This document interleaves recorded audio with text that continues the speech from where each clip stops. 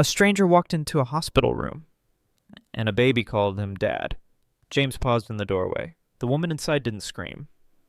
She didn't ask who he was. She just held the child closer. The boy looked up at James, wide-eyed, smiling. Then came the word again, clear, innocent.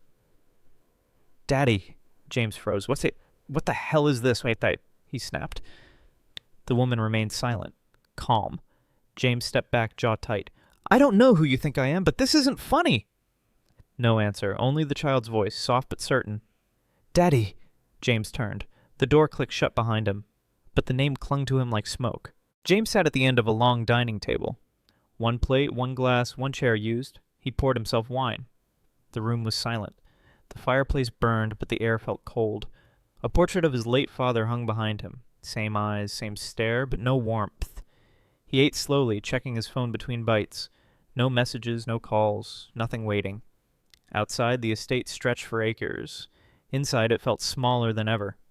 In the hallway, his voice echoed as he gave orders to no one, reminders to himself. Just have it now. His driver waited at the front door. Hospital at 10, sir? James nodded. No emotion, just routine. Behind him, the table stayed half full, but completely empty. Danielle held Caleb close, waiting at the clinic line. His blanket was old but clean, his eyes full of light. She checked the time. Shift started in 2 hours. A nurse called her name. She stood up quickly. No insurance, she said, but he's been coughing all night. The nurse nodded. Quiet understanding. Danielle handed over a folded envelope. Inside, 3 crumpled bills and some coins. All I've got, she whispered.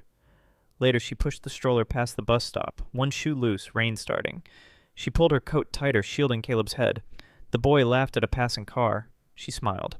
Not at the car, at him, always at him. At home, she scribbled rent reminders on a fridge note. Next to it, a child's drawing. Mommy is my hero. James stood in the hospital hallway, waiting for the elevator. He glanced at his watch. Time moved slow. A nurse passed.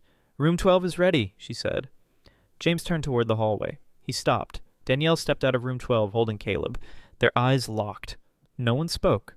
No noise. Only air between them. James blinked as if trying to place her. Danielle didn't flinch. She knew exactly who he was. Caleb reached for her necklace. Danielle lowered her eyes, then looked up again. James opened his mouth to speak. Nothing came out. The moment stretched, then broke. Danielle walked past him. No smile, no anger, just silence as James stayed frozen, like a man who'd seen a ghost, but didn't believe in them. James sat in the back of his car, staring out the window. City lights passed in blurs, but all he saw was the boy. That smile, those eyes. He poured a drink that night, but didn't touch it. The fireplace crackled.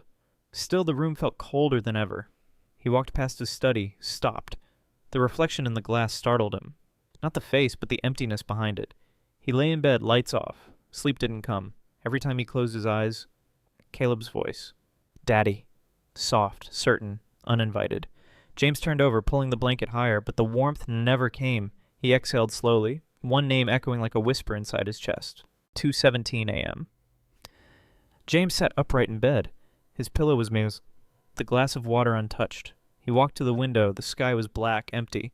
But in his mind, Caleb's eyes still watching. Not accusing, not afraid, just waiting. James rubbed his temples. He turned on a light, grabbed a book, read one page, then another. None of it stayed. His thoughts looped aside. The child. The word. Daddy, he muttered under his breath. It's just a mistake, a mix-up. But something in him didn't believe that. Back in bed, he stared at the ceiling. His hand rested on his chest, as if trying to quiet something that had started beating again.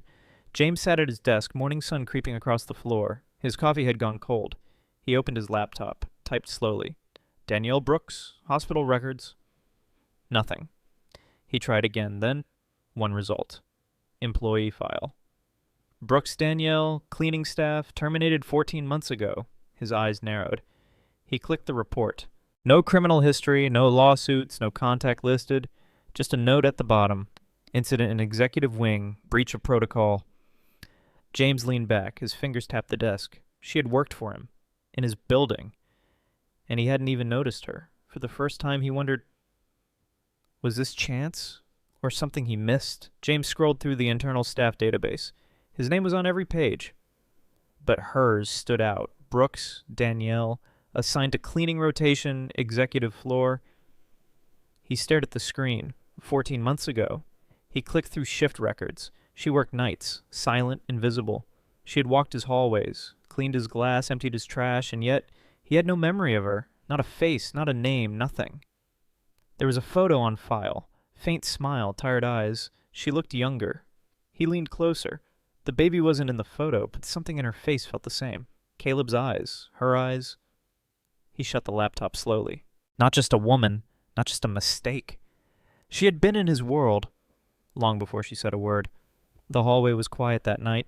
Danielle moved slowly, one hand on her belly. The other gripped a mop. A paper dropped near the CEO's door. She picked it up. Didn't think twice. Behind her, footsteps. A man in a suit. Cold stare, tight voice. "You're not cleared for this area." She tried to explain. Just a paper. Just helping. He didn't listen. Didn't care. "Security will escort you out. You're done."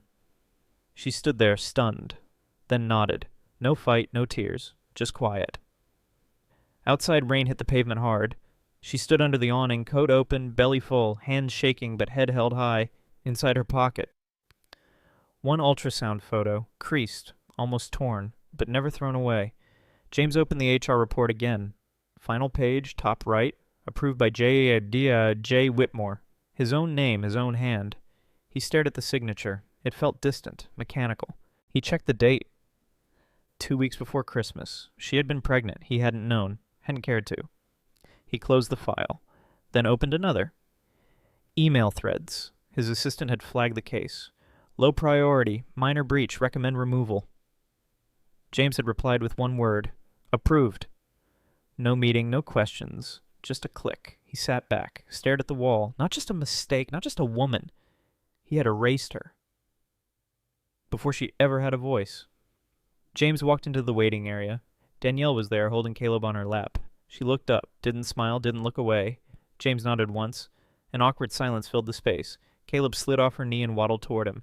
In his hand, a folded piece of paper. He held it up. "Me and Daddy, he said.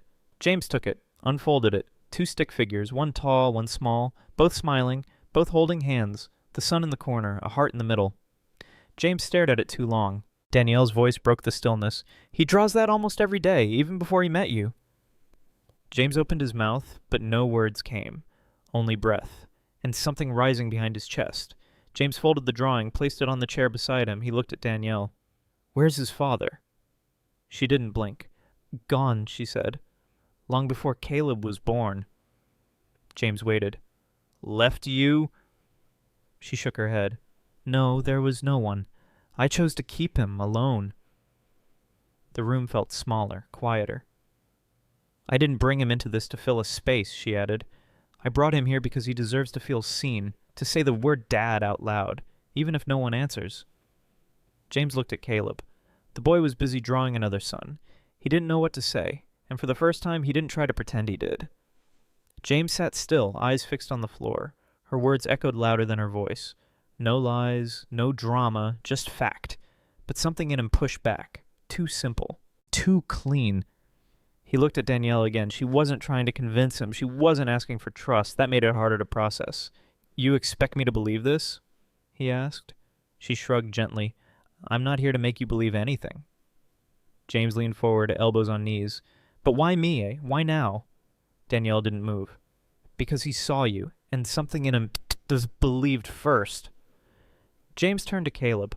The boy looked up, smiling, like he already knew the answer before the question was ever asked.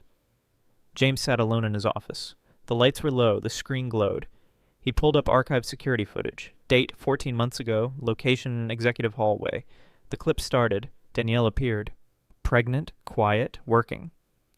A sheet of paper slid from a nearby desk. She picked it up, looked around, then walked toward the door. Moments later, Mr. Stanley entered, pointed, shouted. No warning, no listening. Danielle froze, hands up. No defense. He waved in security. James paused the screen, zoomed in. Her face, no anger, no guilt, just confusion. He leaned back, exhaled slowly. That wasn't misconduct. That was convenience. And he had signed it. Without ever knowing what she'd carried in her hands, or in her body.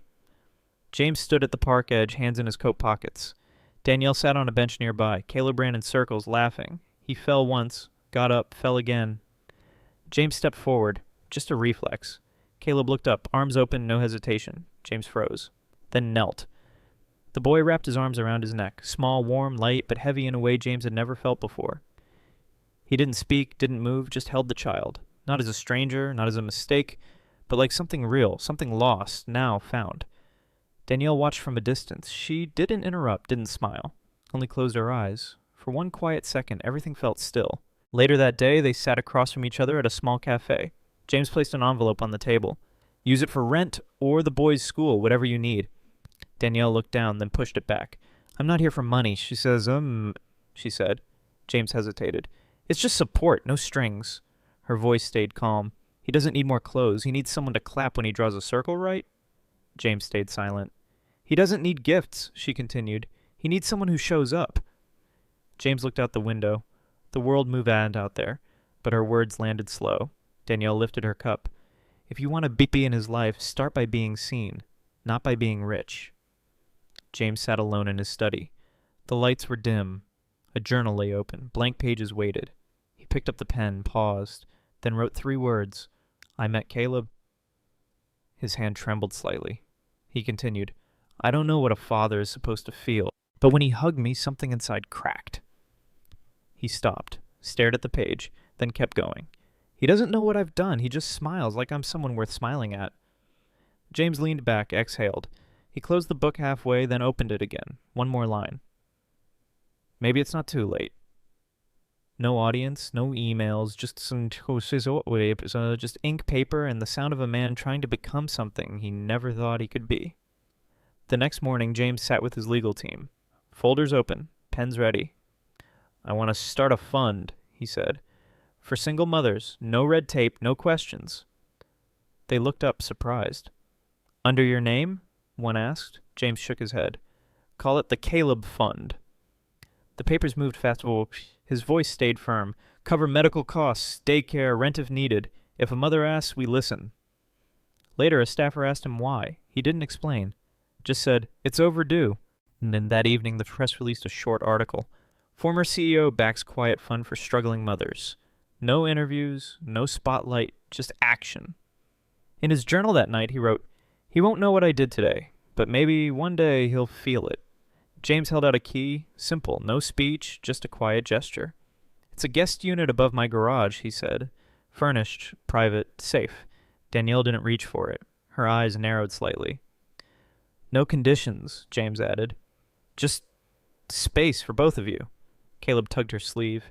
He looked tired. His small backpack sagged off one shoulder. Danielle took the key. Not as a gift, said as a step. Later that night, the apartment lights turned on. Boxes stayed packed. But the fridge hummed.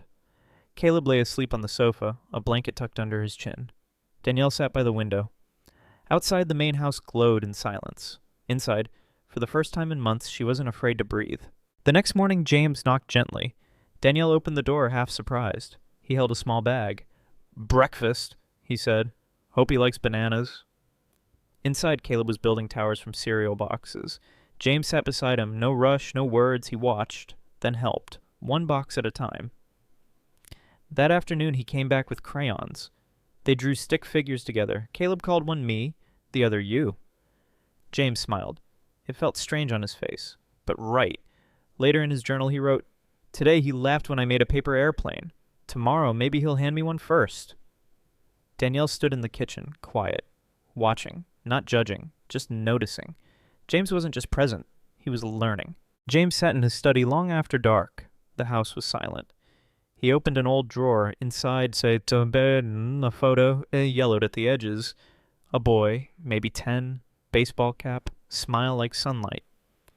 James traced the face with his thumb. My son, he whispered.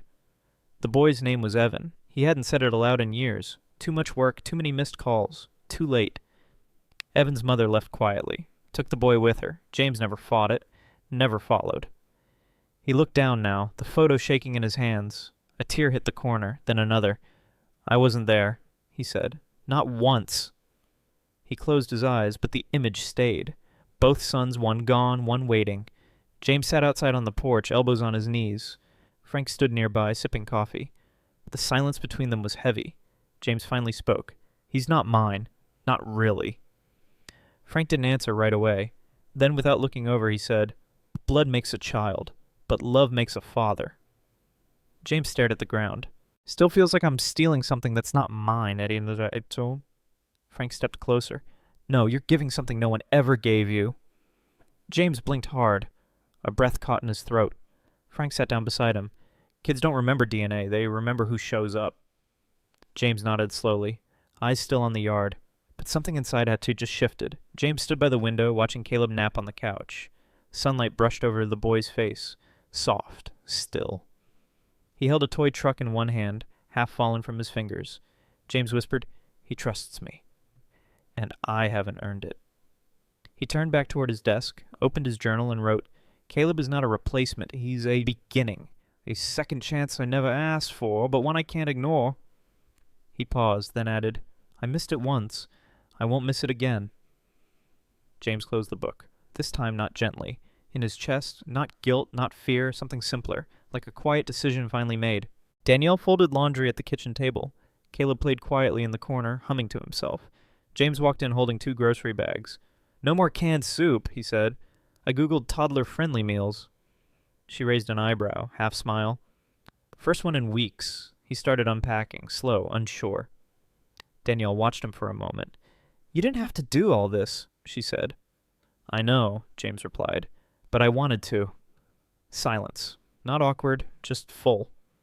Danielle looked over at Caleb. He was laughing, chasing shadows across the wall. She turned back to James. "You're not the man I met in that hospital room."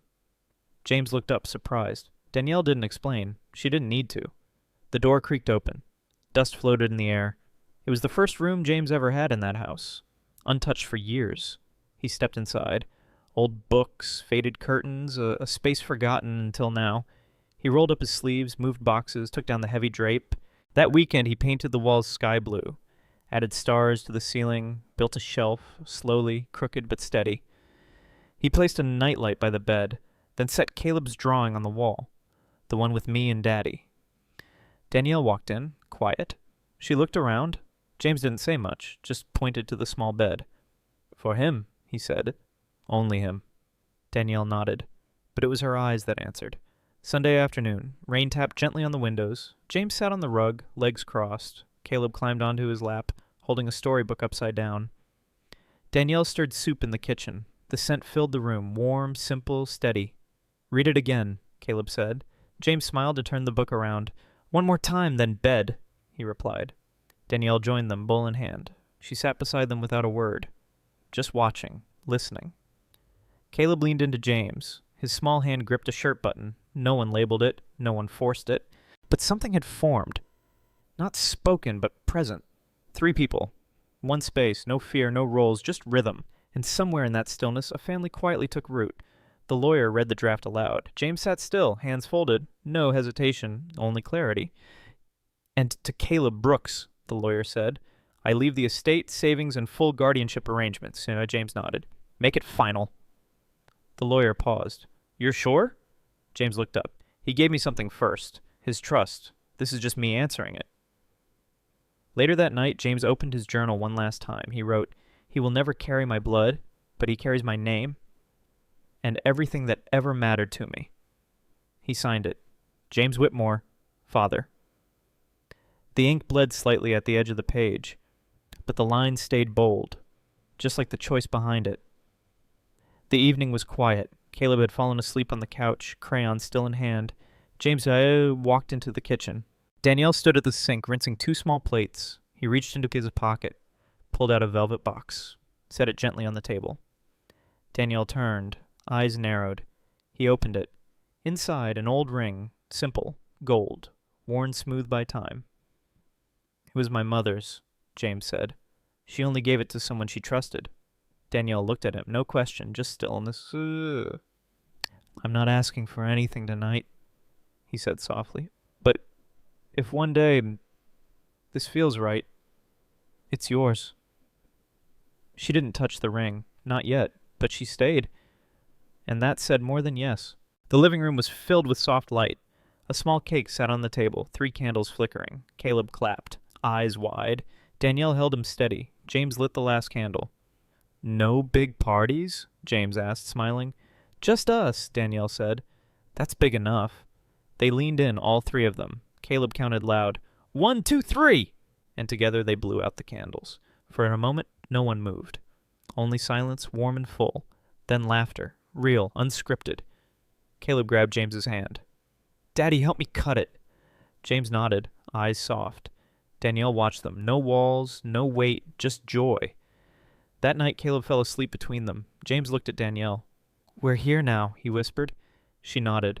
Yes, we really are. Narration fades in. Steady, low, honest.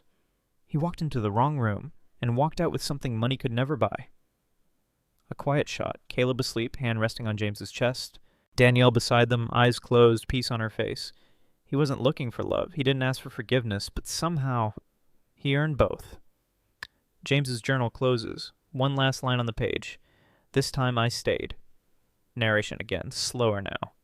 Some people say men like James don't change. But maybe they've just never had a reason to. Screen fades to black. Call to action. Did you once believe people like him never change? If so, drop a comment and say, I was wrong.